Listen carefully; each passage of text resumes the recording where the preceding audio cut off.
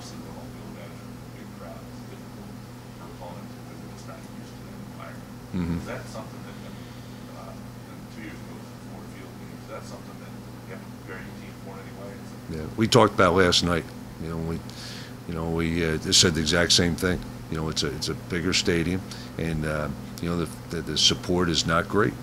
It's just the way it is. And sometimes when you play in a pro stadium, like we did at Temple and Ford Field, even Ford Field had a good crowd, but in that big venue, it doesn't look as big. But I told the guys, you're going to have to have your inner self, because there is nothing that's going to, as far as crowd motivation, there's nothing there. So don't count on that. I mean, you got to go out there and this is all about team. And once the whistle blows, you always try to block out the crowd. But for kids, they don't do that. They get used to that type crowd. But this one, there's not going to be anybody there. So that's an X factor, and I think it does work in their favor because they're used to it.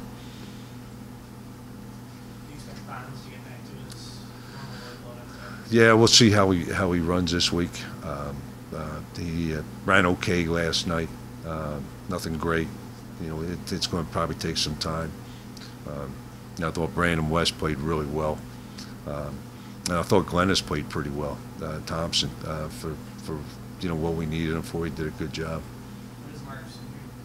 He's got like a little bruise in the upper leg type deal.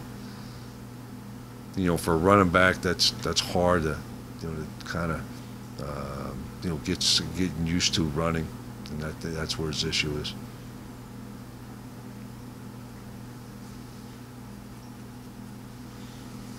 Obviously, Brandon West had such a solid performance this past week. Are you seeing him grow up each week, get better and better based on not when you're playing anymore, but how he's feeling? Yeah, I thought early in the year he played really well. I think he went in a little bit of a lull for a couple of weeks, and did not play real well. Last week, you could tell whether he's going to have a good game or not by the way he practices.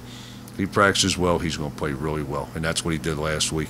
And when we sat down, we talked, and all of a sudden, that's what happens. And he just has to understand that if he practices, getting this good frame of mind, he's going to be.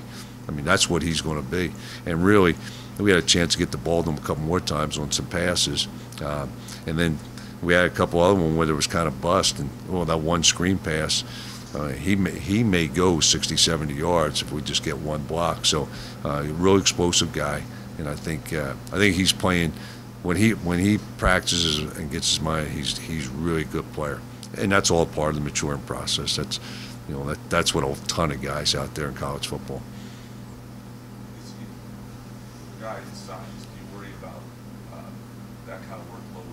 Obviously, he's had carries in the 20s before, but a big workload like that, where obviously you want him to be open field, you want him to also be doing the big touchdowns and things like that. Yeah, he's pretty good in the weight room. He's a strong back. I remember John McKay had a great line. They said, "You think that carrying the ball too much, is that going to hurt him?" And he says, "Shoot, it only weighs about 7 ounces. I mean, how much is it?" And with Brandon too, he just kind of makes people miss, and I still think he can carry it. I mean, it wouldn't shock me at 35, game. I mean, we wouldn't do that because we got other guys, but if we had to, I think he can get through it.